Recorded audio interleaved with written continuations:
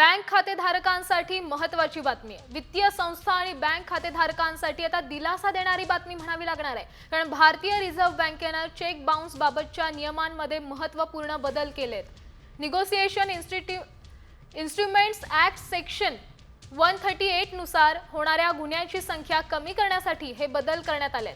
Check bounce झाल्यानंतर बँका 24 तासात ईमेलद्वारे कळवणार आहेत।